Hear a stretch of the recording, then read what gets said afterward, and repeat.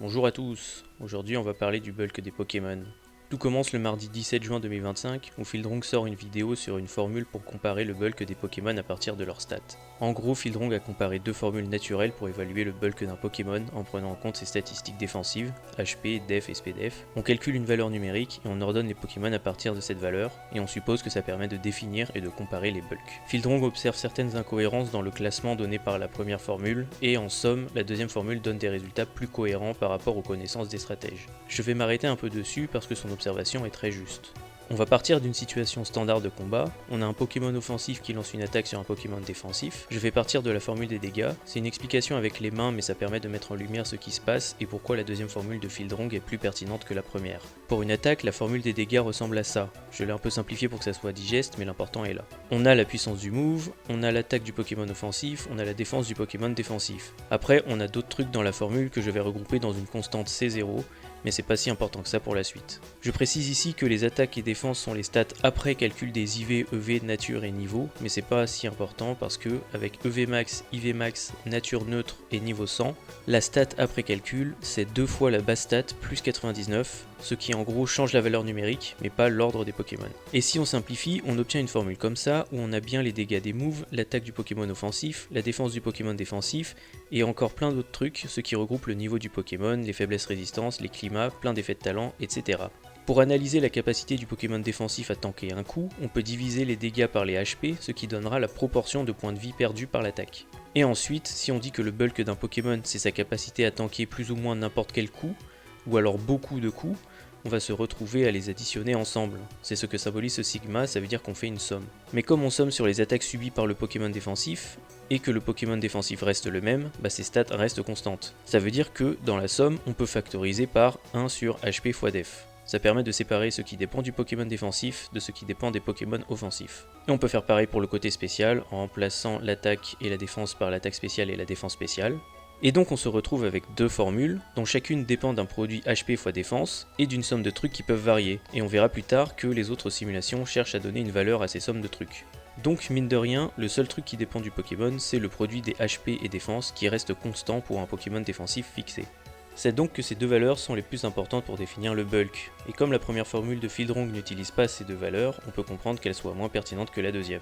Ensuite, quand on a deux valeurs, et qu'on veut les combiner en une, il y a plein de manières de faire. On peut évidemment penser aux moyennes.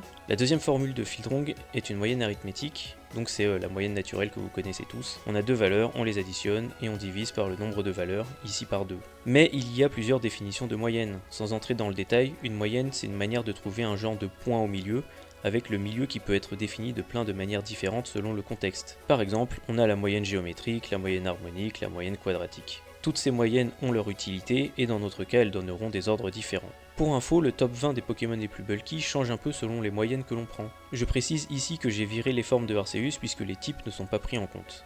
On retrouve du Zygarde complet, du Giratina normal, Tirapagos stellar, du Giratina origine, du Tinglu, du Lugia. On peut voir que Blissey et Chansey sont très bien placés dans les moyennes arithmétiques et quadratiques, mais ils n'apparaissent pas dans le top 20 dans le cas géométrique et harmonique. La raison, je pense, est que les moyennes arithmétiques et quadratiques sont très sensibles à des valeurs extrêmes, alors que les moyennes géométriques et harmoniques ont plus tendance à favoriser les stats équilibrées. Après, à part Chansey et Blissey, c'est plus ou moins les mêmes Pokémon dans un ordre un peu différent. J'ai mis en couleur les Pokémon communs aux 4 formules pour que vous puissiez voir. Alors techniquement, n'importe quelle fonction à deux variables monotone et continue sur les deux variables et symétrique pourrait être utilisée pour comparer chaque set de deux valeurs, mais elles ne seront pas forcément toutes pertinentes et ou interprétables. Par exemple, ce polynôme pourrait être utilisé, mais bon, va interpréter ça. Fieldrong était parfaitement conscient des limites de ces formules. Un Pokémon c'est plus que ses stats, et en termes de bulk, c'est aussi des types et des talents.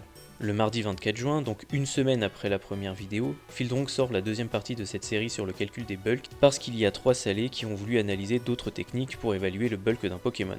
La première méthode, c'est celle de QQ qui se dit globalement, on va prendre un Pokémon de type neutre et simuler une attaque neutre physique et une attaque neutre spéciale et on va calculer les dégâts subis et on va classer les Pokémon comme ça. Fieldrong observe que ça donne un classement très proche du sien et en fait c'est normal parce que ce que fait QQ, c'est donner une certaine valeur aux deux sommes ici. Ici, ça serait des constantes. En gros, si on réécrit simplement la formule de Fieldrong et la formule de QQ en ignorant la constante, qui du coup ne dépend pas du Pokémon défensif, on se retrouve avec ces formules. Ce qu'il faut voir, c'est que la formule de QQ c'est l'inverse d'une moyenne harmonique, et donc on va se retrouver avec un classement qui serait le même que celui que j'ai présenté plus tôt pour la moyenne harmonique, avec Blissey qui sera favorisé dans la formule de Fieldrong mais pas dans celle de QQ. Il faut aussi noter que la formule de Fieldrong utilise les stats de base et que celle de QQ utilise les stats au niveau 100, ce qui encore une fois n'est pas grave. La deuxième méthode par Itawo est une évolution de celle de QQ, où cette fois on prend en compte les EV, mais d'une manière réaliste et optimisée. Je n'ai pas compris comment il choisissait les EV, mais bon, on va admettre que c'est optimal. En plus, on prend en compte les types des Pokémon et des attaques, et on simule une attaque de chaque type lancée par un Pokémon sans stab.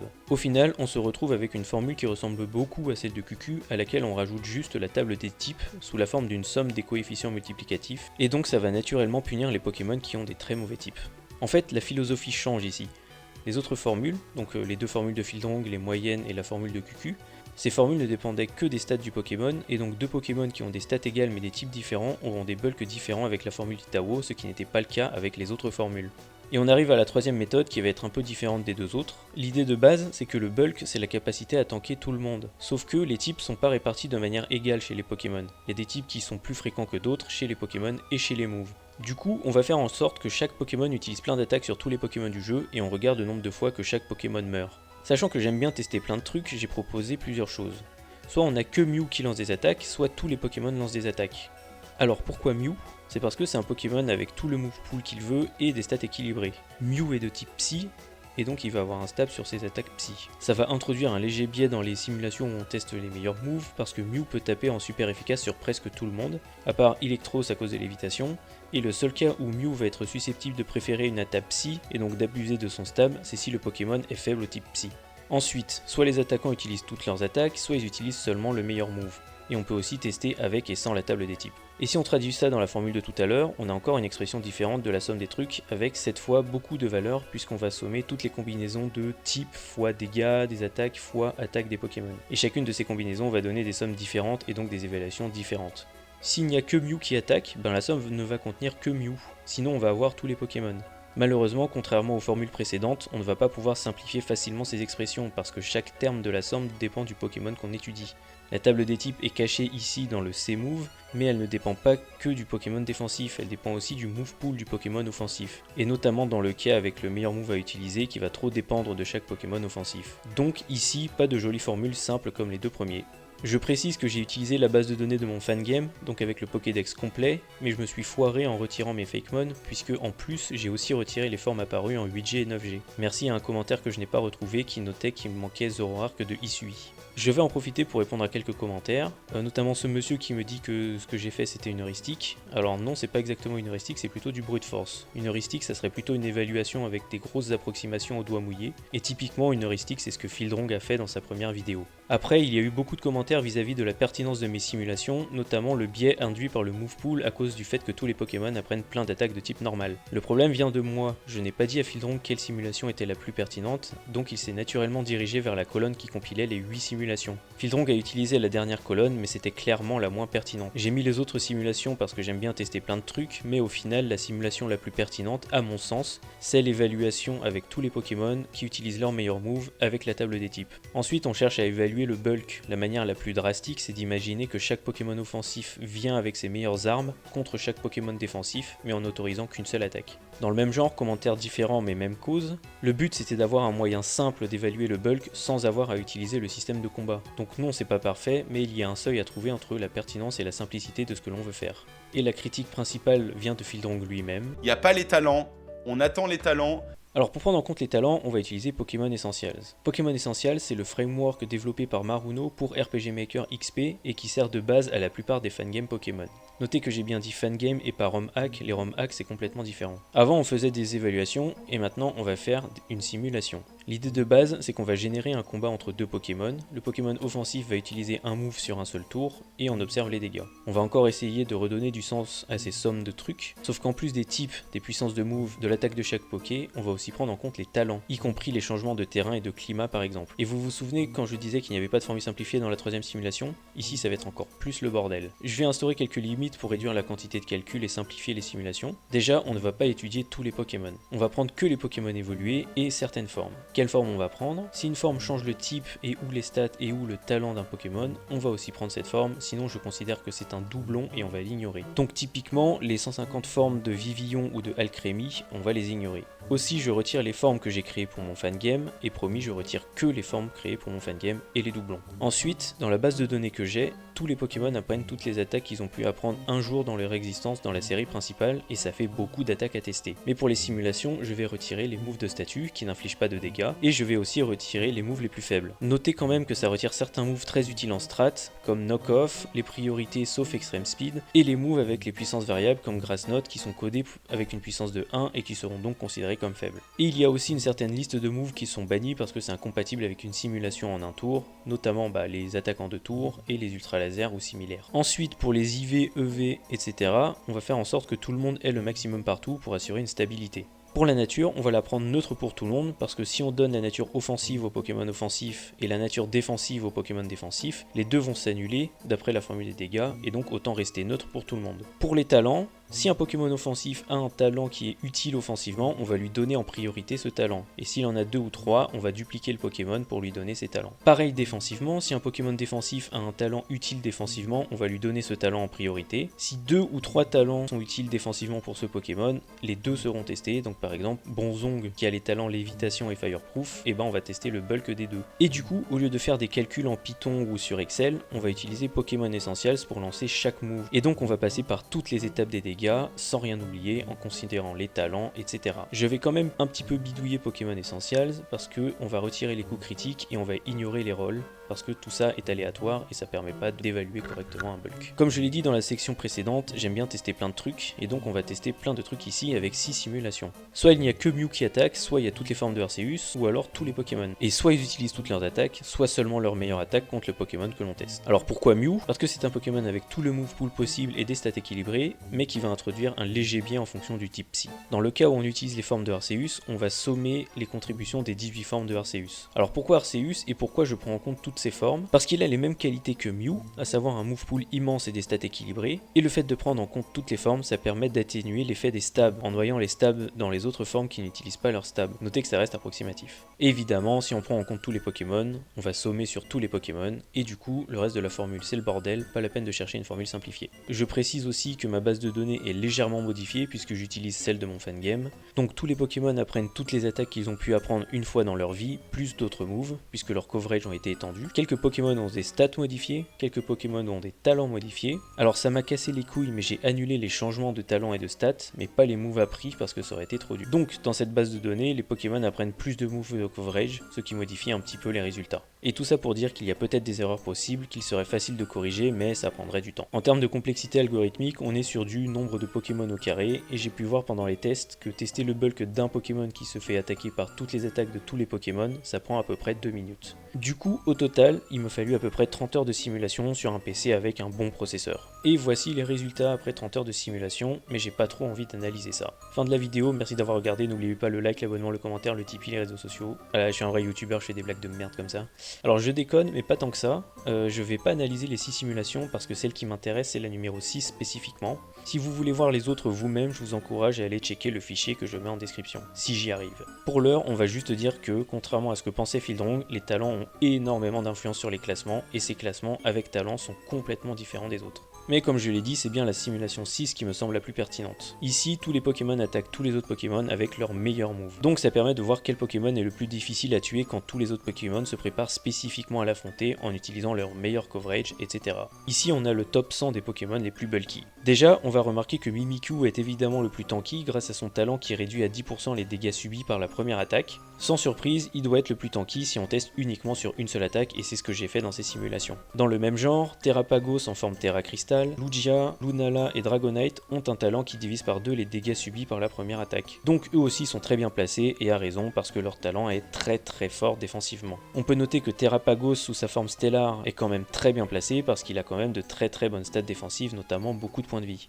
Idem, Lugia sans multiscale se trouve aussi très bien placé. Quant à Dragonite sans multiscale, on le trouve très loin en position 430 parce que sa double faiblesse glace lui fait vraiment trop mal. Ensuite, on peut remarquer que le type Psy est très présent dans le top 100 100 avec 24 Pokémon. C'est le type le plus présent, probablement parce que c'est un type avec 3 faiblesses sur lesquelles peu de Pokémon ont des stabs ou des coverage. Le deuxième type le plus représenté c'est le type Dragon avec 18 Pokémon. Sans surprise, ce type a énormément de résistance, d'où l'avantage. Mais je pense que les coverage glace sont trop présents chez trop de Pokémon, c'est probablement pour ça qu'il y en a moins que de type Psy. Le troisième type le plus représenté c'est le type Acier avec 14 Pokémon sur 100. Sans surprise, c'est le type avec le plus de résistance, mais aussi quelques faiblesses à des types assez répandus en coverage, comme Sol et Combat, qui me semble-t-il sont très présents chez plein de Pokémon. Ensuite il y a 11 Pokémon de type Spectre, et là c'est surtout des grosses stats défensives, ou des gros talents défensifs qui jouent selon moi. Ça et le fait que les coverage Ténèbres et Spectre sont pas hyper fréquents non plus, comme pour le type Psy. Le type électrique est bien représenté avec 10 Pokémon, et là c'est probablement parce qu'il n'y a qu'une seule faiblesse. Pareil, le type Vol a 9 Pokémon dans le top 100, le type Eau a 9 Pokémon dans le top 100, et le type Normal a 9 Pokémon dans le top 100. Dans ces trois cas, ce sont des types avec peu de faiblesses, et leurs faiblesses sont finalement assez rares. Pour le type Normal, on notera aussi de grosses stats défensives. Apparemment les doubles types sont très avantageux pour les Pokémon défensifs puisqu'on retrouve 47 Pokémon dans le top 100 avec un double type. Mais il y a aussi 31 Pokémon défensifs sur 100 qui sont là grâce à leurs talents défensifs, et j'inclus les climats et les terrains comme des talents défensifs. Et si on combine les deux, on totalise 60 Pokémon qui ont soit un double type, soit un talent défensif. Du coup, il n'y a que 40 Pokémon dans le top 100 qui ont un seul type et pas de talent défensif, ce qui veut dire qu'il y a 40 Pokémon qui sont là presque juste grâce à leurs stats. On a 17 formes d'Arceus sur 18 dans le top 100 et c'est pas surprenant vu les stats de base du Pokémon. Le seul type qui manque c'est le type Roche qui se retrouve en position 129, donc pas si loin. On notera que le type insecte est classé 25ème, mieux classé que le type acier qui est numéro 48. C'est probablement encore une histoire de coverage. On peut aussi noter qu'il y a 4 formes de Silvally dans le top 100, et Silvally c'est un peu un genre de sous-Arceus. Et on peut noter que Arceus et Silvally ont à peu près le même ordre pour les premiers types. Le type électrique est le plus tanky dans les deux cas, puis c'est le type spectre, puis le type psy, puis le type poison. Ensuite, il y a 8 mégas dans le top 100 et c'est normal. La plupart des mégas sont surtout orientés offensivement et celles qui sont orientées défensivement sont très défensives. En comptant les mégas, il y a 18 Pokémon sur 100 qui sont des versions améliorées de Pokémon de base. Donc ça compte les mégas, mais aussi les formes primales, les fusions avec d'autres Pokémon, etc. Il y a 4 formes Paradox et 2 Ultra Beast, et sans surprise, il y a beaucoup de Pokémon légendaires au sens large. 65 Pokémon du top 100 sont des légendaires. Et en particulier, si on retire les légendaires, les mégas, les Ultra Beast et les Pokémon Paradox, on se retrouve avec 23 Pokémon normaux de la vie de tous les jours, on va dire, qui sont juste des Pokémon que tu peux capturer facilement dans la nature. Et on va finir avec quelques remarques sur certains Pokémon. Déjà, on a Culbutoke qui est très haut, notamment à cause de ses points de vie et de son type Psy, qui visiblement avantage les Pokémon défensifs. Ensuite, on a Bellibolt, et là je sais pas trop pourquoi. Ok, il a des bonnes stats, mais ça doit surtout être son type électrique qui le sauve, parce que plein de Pokémon vont soit ne rien avoir, soit avoir un séisme non stabé pour le taper. Ensuite on a Grotanmorph d'Alola, c'est probablement la même explication que pour Bellibolt. Wordir, je sais pas son nom en français, m'a bien surpris ici. Il a pas des stats de ouf, mais son talent a dû gêner beaucoup de Pokémon de type plante qui n'ont généralement pas beaucoup de coverage d'autres types. Ensuite on a Shuckle qui est dans le top 100 sans surprise. Ensuite on a Luxray, probablement pour la même raison que Bellibolt, mais aussi grâce à son talent qui doit bien l'aider à tanker des séismes. Et enfin, on a aussi Electros, qui n'a pas des bonnes stats, mais qui n'a factuellement pas de faiblesse grâce à son talent. Je pense que je vais m'arrêter là. En vrai, on pourrait passer des heures à analyser tout ça, et il y a peut-être un concept d'ASMR à en faire. On lit chaque entrée du tableau avec une voix monocorde, je suis sûr qu'il y en a qui aimeraient dormir dessus. N'étant moi-même pas stratège, j'ai probablement moins de choses intéressantes à en dire que Fieldrong. Du coup, je laisse le lien du document dans la description pour que vous puissiez regarder si j'arrive à mettre un lien dans la description. Je précise pour Fieldrong que c'est la simulation 6 qu'il faut regarder. Aussi, on pourrait refaire ces simulations en prenant en compte les tiers de Smogon et les sets stratégiques, mais j'avoue que j'ai la flemme de le faire. On m'a aussi demandé quel était mon fangame, c'est Pokémon Retired Champion. C'est un fangame axé sur le Pokémon stratégique où on peut construire son équipe pour affronter des personnages dans des tiers avec des règles fun. Il y a une histoire qui permet de débloquer de nouvelles options, de nouveaux tiers et de nouveaux Pokémon. Le jeu contient toutes les mécaniques de Pokémon, donc les Mega, Zenmove, Dynamax, Terra Crystal, et une nouvelle mécanique à moi qui s'appelle Assistance, qui permet à 2 Pokémon de s'entraider dans un même tour. J'ai sorti récemment une update qui rajoute la 9G, le Terra Crystal, un format VGC et une nouvelle IA avec d'autres surprises. Le jeu est trouvable sur le forum Poké Community. Je vais en profiter pour lancer un appel, j'ai la flemme de le traduire en français. Si vous voulez m'aider à le traduire, contactez-moi sur Poké Community, mon pseudo c'est Sainte Couleur. Des bisous.